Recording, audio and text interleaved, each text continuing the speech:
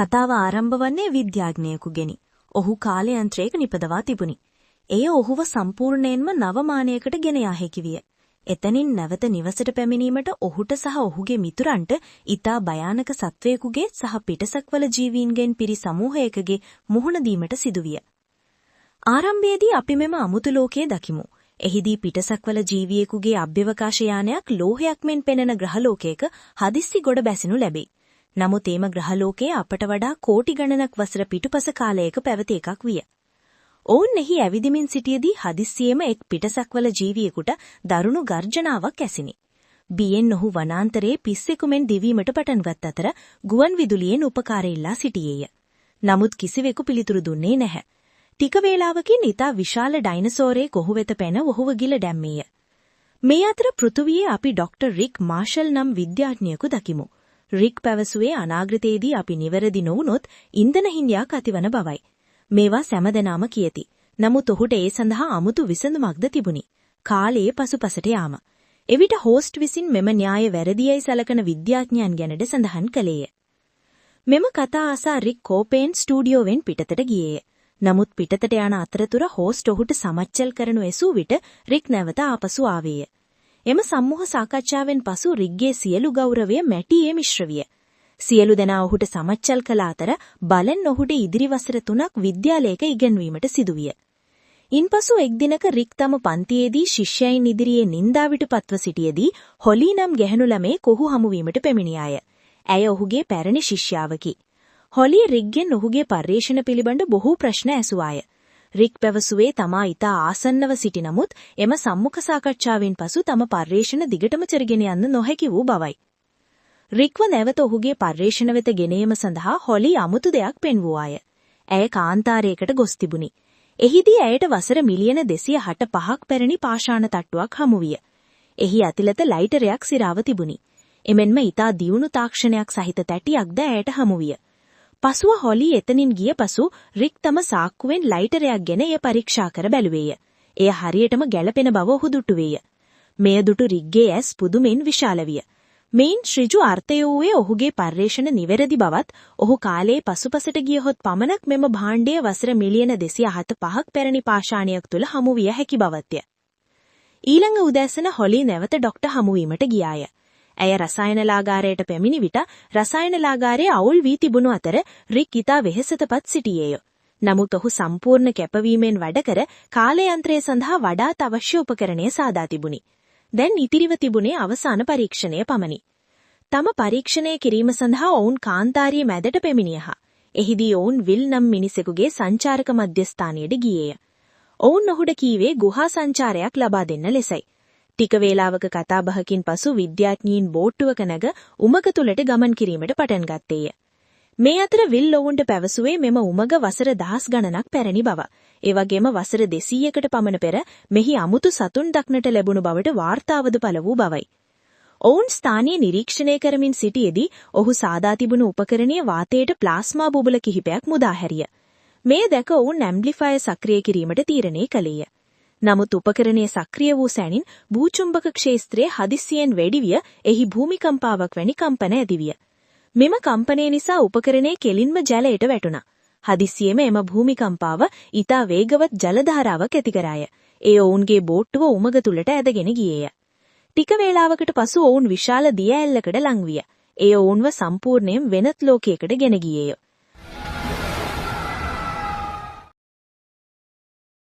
අනෙක් පෙට්ටට ලංවීමට පසු තුන්දෙනාට සිහිය යන විට ඔවුන් කාන්තාරයේ වැලි කඳු අතර සිටින දුටුවේය.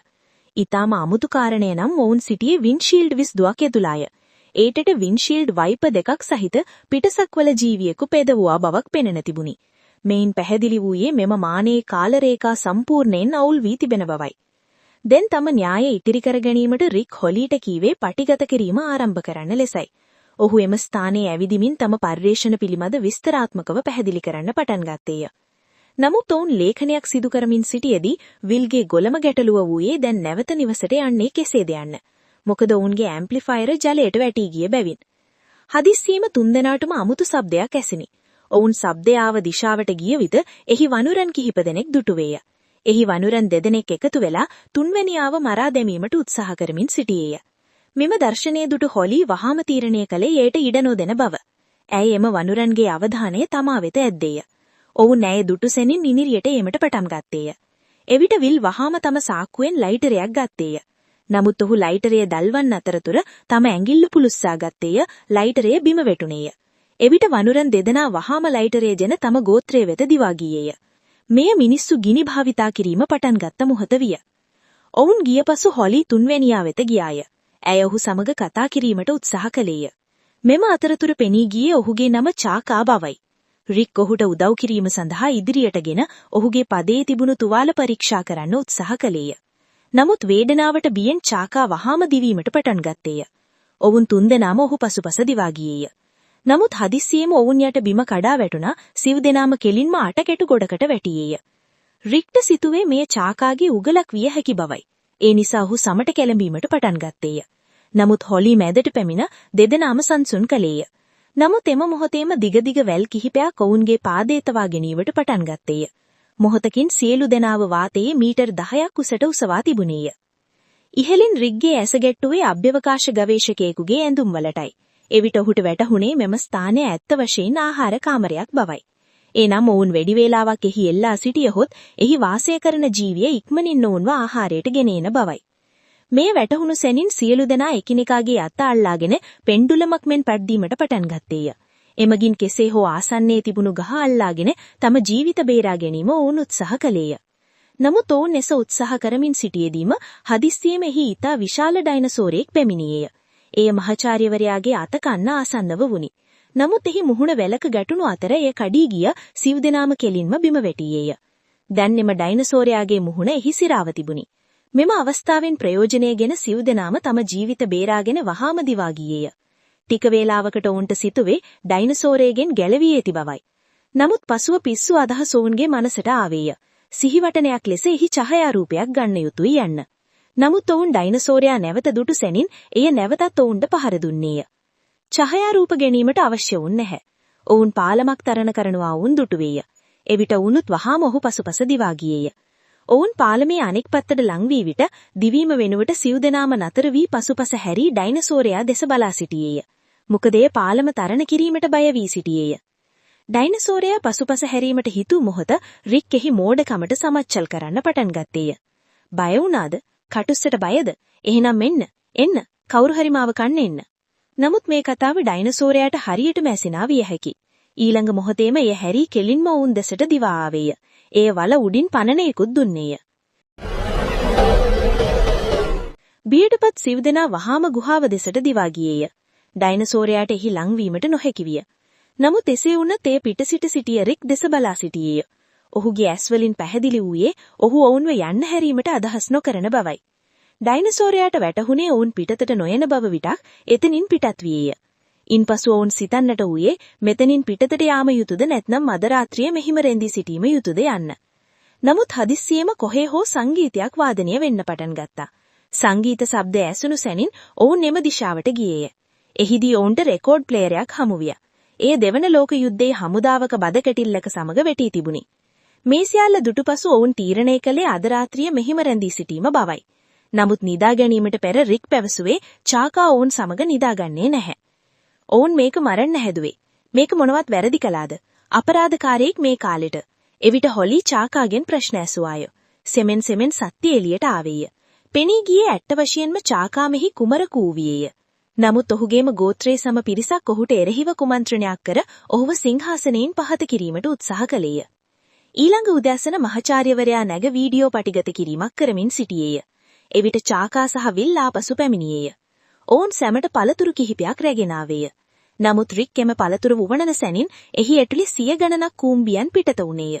එය ඔහුගේ පුරා සිරුරටම දිවා ගියේය. මෙයින් රික් බියටපත් විය.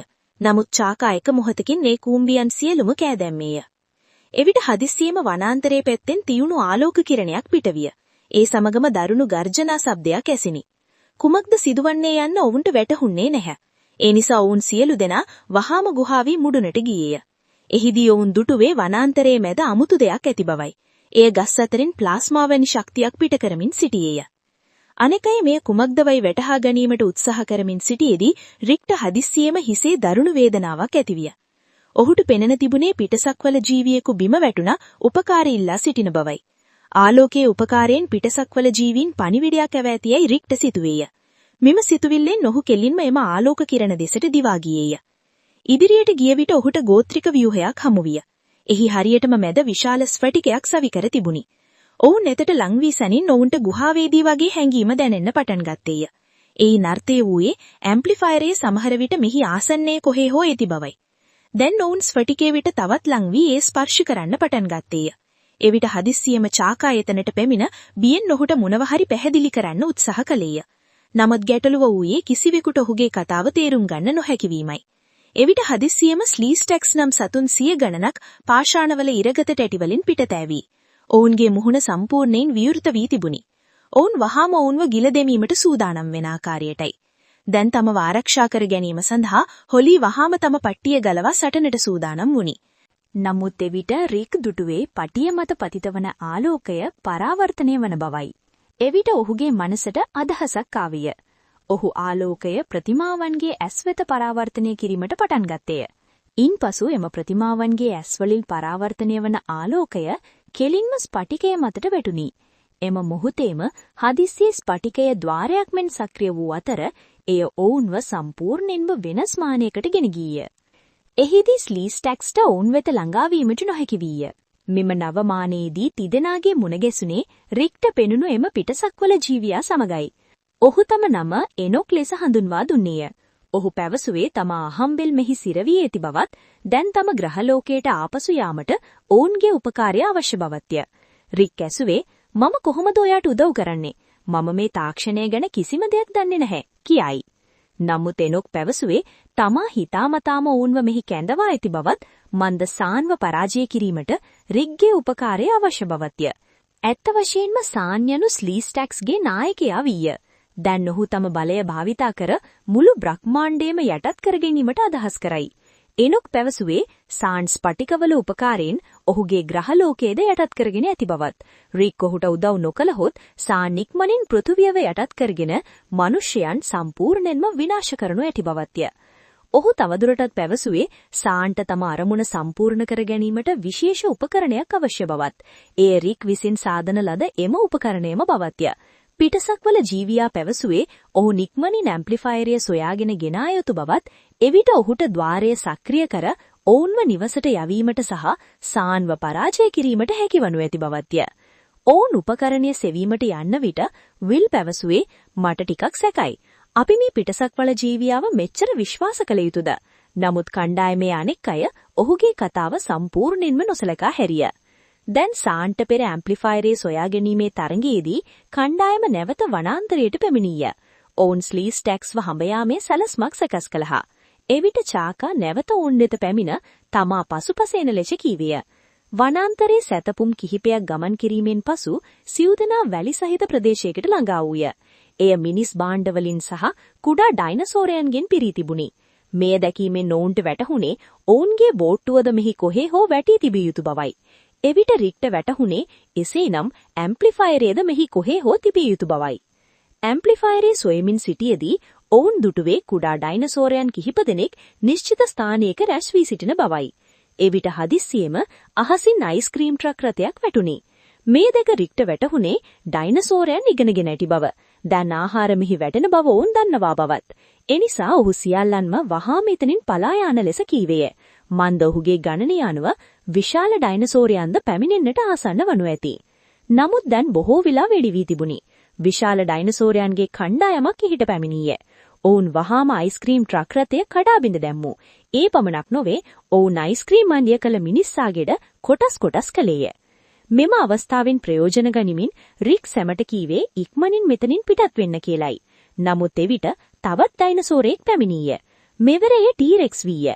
ඒත් සමග තවත් ඉතා විශාල ඩයිනසෝරයෙක් පැමිණිය. ඔහු දුටු විට රික් සතුටු වුණේ. දැන් මේ දෙදෙනා අතර සටනක් ඇති වී තමන් පලා යාමට හැකියයි ඔහු සිතුවේය. නමුත් ඔහුගේ වාසනාව නරක වීය. ඩයිනසෝරයන් දෙදෙනාම එකිනෙකා දෙස තත්පර කිහිපයක් පමණක් බලා සිටිමින් ඉන්පසු කෙලින්ම මිනිසුන් දෙසට හැරුණීය. දැන් කාන්තාරයේ ඔවුන්ගේ දඩයාම ආරම්භ වුණි. සියලු දෙනා විවිධ දිශාවන්ට දිව්ව ගිය. රික් විෂ් Z අකුරේ රටාවින් දිව්ව ගියේ ඩයිනසෝරයන් ව්‍යාකූල වනු ඇතියයි අදහසෙන්. නමුත් ඩයිනසෝරයා ඊට උපක්‍රෝවීය. එයට ඊට පහසුවෙන් ඔහු අල්ලා ගැනීමට හැකි වූය. මෙම අවුලේ ඔහුගේ පිටුපස බෑග්ග බිමට වැටුණි. ඉන්පසු බිම වැටුණු රික් නැවත දිව්වඩේ උත්සාහ කළත් ඩයිනසෝරයන් දෙදෙනාම එකතු වී ඔහුව වටගත්තේය. දැන් ගැලවීමට කිසිම මාර්ගයක් ඉතිරි වෙන්නේ නැහැ. රික් සම්පූර්ණයෙන්ම කැඩා බිඳී ගිය ඇඳුම් සැලප්පකට ඇතුළුනේය. එහි තිබු බෝනික්කන් අතර සැංවී සිටියේය. නමුත් එහිදී ඩයිනසෝරයන් ඔහුව සොයාගත්තේ ඒ වහාම ඔහුව කන්න පටන් ගත්තේය. හොලී මේ සියල්ල පටිකට ගනිමින් සිටිය. එවිට ඈතින් රික්ගේ කතාව ඇසුණි. මම හොඳයි. වාසනාවකට ඩයිනසෝරයා බෝනික්කා අල්ලගෙන සිටියේය. රික් නොවේ. නමුත් තවමත් අනතුර ගෙවවී ගිස නැහැ. රික් ලිමෝසීනයකට ඇතුළුනේය සෙන්වී සිටීමට. නමුත් ඩයිනසෝරයන් ඔහු වෙලීටීද සොයාගත්තේය. රථය පාදවලින් මිරිකන්න පටන් ගත්තේය. එවිට බලෙන් රික් එතනින් දිව්ව ගියේ ඩයිනසෝරයන්ගේ අවධානය ටික වේලාවකට වෙනත් වෙන අවස්ථාවේදී. දිව්ව යමින් රික් කඳුකර ප්‍රදේශයකට ළඟා වූය. එහිදී ඔහුගේ ඇස ගැටුනේ ද්‍රව නයිට්‍රජන් සිලින්ඩරයක් මතයි. ඔහුගේ මනසට අදහසක් ආවේය. ඔහු වහාම කණ්ඩායම දෙසට දිව්ව ගිය කෑ ගහමින් විශාල දුන්නක් සකස් කරන්න කීවේය. අවසානයේ ඔහු වෙත ළඟා වූ විට ඔහු සිලින්ඩරය කැටපවුල් ටිකේ ස්ථානපත් කළේය. හොලී වෙඩි තැබ සිලින්ඩරය කෙලින්ම ඩයිනසෝරයාගේ මුඛයට ගියේය. ඊළඟ මොහොතේම එම ඩයිනසෝරයා අතුලින් ශීත වීමට පටන් ගත්තේය. සම්පූර්ණයෙන්ම ජීවයක් නැතිව බිම වැටුණි. නමුත් තවමත් ඔහුගේ ශරීරයේ වායුව වැඩි වී ගිය. ටික වේලාවක ය බෝම්බයක් මෙන් පුපුර ගියේය. මෙම පිපුරීමෙන් අවට ඇති දේවලුත් පියාඹා ගිය. ඒ ඇම්ප්ලිෆයරේද බිමට වැටුණි. රික්ගේ අතට ගැනීමට දිව්ව ගියේය. නමුත් ඊට පෙර ඊටා විශාල පියාපත්වල ඩයිනසෝරයෙක් පහළට වැමිනි ඇම්ප්ලිෆයරේ ගෙන ගියේය. මෙය සමගම ඔවුන්ගේ සියලු බලාපොරොත්තු අවසන් විය. ඊටා බලාපොරොත්තු සුන් වූ රික් සියල්ල අත්හැරීමට තීරණය කළේය. ඔහු නිහඬව හිස් රථයක වාඩි වී සියල්ල අවසන් වන තෙක් බලා සිටියේය. නමුත් හොලී ඔහුට පැහැදිලි කළේ පරීක්ෂණ සඳහා ඔවුන් ඉදිරියට යා යුතු බවයි. රාත්‍රිය වන විට රික් ඇය වෙත බැන්ජෝවක් රැගෙඩ පැමිණියේය. සමාව ඉල්ලීමක් ලෙස ඔහු ගීතයක් වාදනය කිරීමට පටන් ගත්තේය.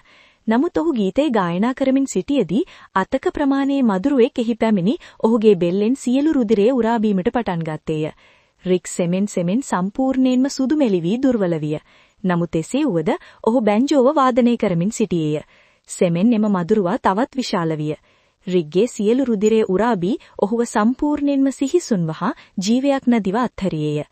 ඊළඟ උදෑසන රික් ඉතා ධෛර්යයෙන් නැගිට්ටේය. ඉන්පසු සියලු දෙනා එක්ව එම පියාඹන ඩයිනසෝරයාගේ කූඩුව සොයා ගැනීමට පිටත් වූහ. අවසානයේ ඔවුන්ට එය ගිනි කඳක මුඛයට හරියටම ඉහළින් හමු විය.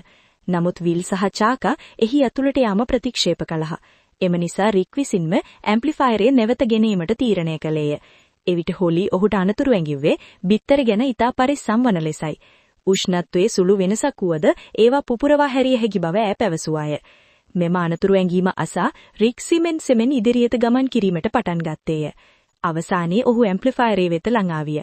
නමුත් ඔහු උපකරණයේ ස්පර්ශ කළ සැනින් බිත්තර පුපුරා යාමට පටන් ගත්තා. දැන් පියාඹන ඩයිනසෝරයන්ගේ ලදරුවෝ හයියෙන් කෑ ගැසීමට පටන් ගත්තා. ඔවුන්ගේ ශබ්දය කෙලින්ම ඔවුන්ගේ මවගේ අවධානය ආකර්ෂණය කරගත හැකි විය. එම නිසා ඔවුන් නිහඬ කිරීම සඳහා රික් වහාම නින්ද ගීතයක් ගායනා කිරීමට පටන් ගත්තේය. ඔහු සෙමෙන් පසුපසට ගමන් කිරීමට පටන් ගත්තේය. ගීතය නිසා ඇත්තෙන්ම එම ලදරුවෝ නිදාගත්තා. රික් ආරක්ෂිතව තම කණ්ඩායම වෙත ආපසු ළඟා විය. ඇම්ප්ලිෆයරේ නැවත ලැබීමෙන් පසු ඔවුන් කාන්තාරයේ මැද පිහිටි හිස් හොටෙලකට ගියහ. ඔවුන් පිහිනුම් තටාකය අසල වාඩි වී සැමරීමට පටන් ගත්තා. මේ අතරතුර හොලී එම උපකරණයේ සම්පූර්ණයෙන්ම අලුත් වැඩියා කිරීමට පටන් ගත්තාය. වැඩ අවසන් වූ සැනින් හොලී ටිකක් දුරට ගොස් ඇම්ප්ලිෆයරේ සක්‍රිය කළාය. යන්ත්‍රයේ ක්‍රියාත්මක වූ සැනින් තවත් අන්තර්මාන ద్వාරයක් විවෘත විය. මෙම ద్వාරය තුල හොලීට උමගක් පෙනුනි. එහි බොහෝ ස්පටික සහ ඩයිනසෝර බිත්තර කිහිපයක් වැටි තිබුණි. නමුත් එවිට හදිසියෙම එහි හොලෝග්‍රම් රූපයක් දැర్శණය විය. ඇත්ත වශයෙන්ම මෙය සාන්ගේ පණිවිඩය විය. සාන් පැවසුවේ ඉනොක් සිරගෙදරින් පලාගෙන ඇති බවත්, බ්‍රහ්මාණ්ඩයේ යටත් කර ගැනීමට ඔහුට අවශ්‍ය සියල්ල ගත ඇති බවත්ය. නමුත් ඔහුගේ සැලැස්ම සම්පූර්ණ කිරීමට ඔහුට තවමත් ඇම්ප්ලිෆයරය අවශ්‍ය විය. එනම් විල් සෑම විටම නිවැරදිව සිටිය බවයි. හොලෝග්‍රාමය අවසන් වූ පසු හොලී දුටේ මෙම පින්තූරයේ ස්පටිකයකින් නිකුත්වන බවයි. ඒ ඇටසැකිල්ලක අතක තිබුණි. එවිට ඇයට වැටහුනේ මෙම ඇටසැකිල්ල සාන්ගේ බවයි. නමුත් ඇයට අනික් අයට අනතුරු ඇඟවීමට පෙර ස්ලීස්ටැක්ස් ඇයව අල්ලාගත්තේය. ටික වේලාවකට පසු රික් සහ අනෙක් අය නැගිටි විට ඔවුන්ට පෙනී ගියේ හොලිය අතරදහන් වී ඇති බවයි. නමුත් ඔවුන්ට ద్వාරය පෙනුනට එහි ඇතුළට ගිය ඇයව සොයා ගැනීමට තීරණය කළහ. එම උමග තුල රික් සහ විල් සැඟවී සිටියහ. චාකා එහි මුර සිටියහ. එවිට රික් දුටේ ස්ලීස්ටැක්ස් දෙකෙනෙක් තම සම වෙනස් කරගනි බව. මේ දැකීමෙන් ඔවුන්ට අදහසක් ආවේය. අපි ඔවුන් ගලවා දැමූ සම පැලඳ සිටිමු. මුහුණු වෙනස් කරගනිමු. එවිට අපට සැඟවී ඔවුන් අතරට ළඟා විය හැකි. මුහුණු වෙනස් කරගත් සැනින් ඔවුන් දුටේ හොලිව මරා දැමීමට සූදානම් කරමින් සිටින බවයි. එවිට රික්ගේ මනසට අමුතු අදහසක් ආවේය. ඔහු සම ඉවත් කර තම සැබෑ මුහුණ සියලු දෙනාටම පෙන්විය. ඉන්පසු ස්ලීස්ටැක්ස්ගේ නායකයා ඉදිරියට පැමිණි ඔහුට පැවසුවේ ඉනොක් අපරාධකරුවෙක් බවත්, ඔහු අපේ මුළු ලෝකයම යටත් කර දැමූ බවත්ය. ඔවුන් හොලිව අල්ලා ගත්තේ ඇය ඉනොක්ට උදව් කරන්න උත්සාහ කළ නිසා බවයි. මේ ආසා රික්ට අවසාරයේ වැටහුණි තමා උගාකට හසු කර ඇති බවයි. නමුත් දැන් ස්ලීස්ටැක්ස් සමග එක්වී ඉනොක්ව නතර කිරීම වෙනුවට රික් සහ විල් තවත් දරුණු සැලැස්මක් සැකසූහා. ඔවුන් ස්ලීස්ටැක්ස්ව ලාවාලිල්ලන් තුලට තල්ලු කිරීමට පටන් ගත්තා. එම කලබලයේදී අවසානයේ ඔවුන්ට හොලිව නිදහස් කර ගැනීමට සමත් විය. එවිට හදිසියේම කාජදිය චරිතය ඉනොක් ඉදිරියට පැමිණියේය. ඇම්ප්ලිෆයරේ උපකාරයෙන් ඔහු ස්ලීස්ටැක්ස්ව යටත් කරගෙන තිබුණිය. ඔහු සිනාසෙමින් මේසී පැවසිය. මම පෘථිවියට පහර දෙද්දී මම ඔබට සියලු ගෞරවය ලබා දෙන්නම් මිස්ටර් රික්. මොකද ඔබගේ ආධාරය නැතිව මේ සියල්ල කළ හැකි නොවන නිසයි. දැන් ඉනොක් රික්ව සමච්චල් කර එතනින් පිටවිය. නමුත් එම මොහොතේම පෙර සිටිය විශාල ඩයිනසෝරයා එතන පැමිණියේය. නමුත් මෙම වාර රික් දිවීම වෙනුවට ඒට මුහුණ දීමට තීරණය කළ තිබුණි. එම නිසා ඔහු අනිකතුන්ට එතනින් යන ලෙස කීව. දැන් සටනට සූදානම් වී රික් ස්ලීස්ටැක්ස්ගෙන් උණ බම්බූ පොලක් ගත පහර දීමට සූදානම් විය. නමුත් ඉක්මනින් මොහුට වැටහුණේ කුඩා පොලකින් ටීරෙක්ස්ව පරාජය කරන්නේ කොහොමද යන්න. එම නිසා ඔහු දෙවන සැලැස්මට ගිය. දැන් ඔහු පටික බෑගක දෙසට දුව ගිය. රික් බෝම්බයක් ගත ලයිටරෙන් දැල්වීමට උත්සාහ කළාය. නමුත් ඒ සම්පූර්ණයෙන්ම අසාර්ථක විය. කෝපෙන් රික් ලයිටරේ සහ බෝම්බේ දෙකම බිම විසිකලාය. චලිත නටිවද එවිට ඩයිනසෝරයා ලයිටරේ මත පදේ තැබුවා. ඒ හරියටම හොලී අනාගතයේදී ඔහුට පෙන්වා දුන්න ආකාරයටම සිදු වුණා. දැන් ජීවිතේ සහ මරණේ තීරණය විය. රික් නැවතත් තම පොළගත කෙලින්ම ටීරෙක්ස් දෙසට දුව ගිය. නමුත් ඊළඟ මොහොතේම ඩයිනසෝරයා ඔහුව පහසුවෙන් ගිල දැම්මුවා. මේ දුටි හොලී දරුණු ලෙස බියපත් වූය. ඇය සැඟවී සිටි ස්ථානෙන් පිටත්වට පැමිණි ඩයිනසෝරයාට දේශනයක් කිරීමට පටන් ගත්තේය. නමුත් ඩයිනසෝරයා ඇගේ කතාව නොසලකා හැර එතනින් පිටවිය. ඉන්පසු හොලී තීරණය කළේ රික්ගේ පරීක්ෂණ මුළු ලෝකයටම පෙන්වන්නේ බවයි. ඇය ස්ලීස්ටැක්ස්ගේ හමුදාව දෙසට ගමන් කර තම පවත්ම බැට්ටියෙන් ඔවුන්ව පහර දෙමීමට උත්සාහ කළාය. නමුත් ටික වේලාවකදී ඇයව අල්ලා ගත්තේය. දැන් විල් සහ චාකා එකතු වී ඇයව බේරා ගැනීමට උත්සාහ කළහ. එසේ වුවද සම්පූර්ණ හමුදාව ඉදිරියේදී ඔවුන්ට මොනවද කළ හැකියේ? තිදෙනාගේ අවසානය ලං වෙන බව පෙනෙන්නට පටන් ගත්තා. එවිට හදිසියේම රික් නැවත පැමිණියේය. දැන් ඔහු ඩයිනසෝරයාගේ බඩ මත පැදිගෙන සිටියේය. ටීරෙක්ස් වහාම ස්ලීස්ටැක්ස්ව පහර දීමට පටන් ගත්තා. ඒ එකිනෙක සියල්ලම පියාඹන් නිබුණා. අවසානයේ සියල්ල අවසන් වූ පසු රික් ටීරෙක්ස්ගෙන් බැසී තම මිත්‍රයන් වෙත ගිය. සියලු දෙනා පුදුමට පත්විය. ඔබ ජීවත් වෙන්නේ කොහොමද? නමුත් මහාචාර්යවරයා පැවසීම ප්‍රතික්ෂේප කළ විට සියලු දෙනාට වැටහුණේ පිටිපස්සෙන් පිටත් වුණා බව. එය නිශ්චිතයි. එවිට රික් පැවසුවේ මම ඔහුගේ බඩේ සිටියදී මැහැලින් මම ඔහුගේ බඩේ තිබුණු ගැටලුව විසදා දමා. ඒ නිසා ඩයිනසෝරයාගේ මනෝභාවය හරියටම හොඳ වුණා. දෙදෙනා අතර කාරණය හරි ගිය. අවසානයේ සිදෙනා ස්පටිකවල අතරට ගිය ඉනොක් පෘථුවියට ద్వාරය විවෘත කරනු දුටිය. ඔහුව නතර කිරීමට රික් කෙලින්ම ඔහු මත පැන්න සටන ආරම්භ කළා. එම අතරතුර විල් ස්පටික තිබුණු මේසේ මතට නැගා. ඔහු WWE එකේ දැක්ක වගේ උත්සාහ කළාය. නමුත් එය සාර්ථක නොවිය. ඒ අමතරව ඔහුගේ බර නිසා මේසේ ටිකක් ඇලවි විශේෂ ස්පටිකයක් බිම වැටි කැඩී ගිය. මේ දුටි ඉනොක් කියවේ දැන් ద్వාරේ සදහටම වැසී දානවන ලෙසයි. එවිට රික්ගේ මනසට අදහසක් ආවේය. ඔහු කියවේ හොලීට හමු වූ ස්පටිකයේ විසඳී බෙනුවට ద్వාරයේ විවෘතව තියා ගැනීමට හැකි බවයි. මෙම අවස්ථාවෙන් ප්‍රයෝජනෙ ගනිමින් සියලු දෙනා ద్వාරයේ දෙසට දුවගෙන යන්න පටන් ගත්තා. නමුත් ඉනොක් අවසාන මොහොතේ විල්ගේ පදේ අල්ලා ගත්තේ ඔහුට පලා යන්න නොහැකි වන විදිහට. එවිට චාකා ඉදිරියට පැමිණි ඔහුට උදව් කළා. අවසානයේ දෙදෙනා එකතු වී ත්‍රාජදීය චරිතය නතර කිරීමට සමත් වුය. ඉන්පසු විල් රික් සහ හොලීට කියවේ ඔයාලා යන්න. මොකද මට මෙහිම රැඳී සිටීමට අවශ්‍යයි. ඔහුට ගැනී සිටියේ මෙය තම සැබෑ නිවස බවයි. නවීන ලෝකයේ ඔහුට ඊතරම් ප්‍රිය නොවිය. ඔහුගේ තීරණය පිළිගනිමින් හොලී සහ රික් ඔහුට සමුදී ద్వාරයෙන් නැවත පෘථුවියට ගමන් කළහ. විල් සහ චාකා එහිම රැඳී සිටියහ. විල් දැන් සුන්දර ආදිවාසී කාන්තාවන් සමග ජීවත් වෙන්නට පටන් ගත්තා. පෘථුවියට පැමිණීමෙන් පසු රික් සහ හොලී එකිනෙකා වැළඳා ගත්තා. වීඩියෝව ප්‍රිය වුණා නම් ලයික් කරන්න, channel එක subscribe කරන්න. ඊළඟ වීඩියෝෙන් හමු වෙමු.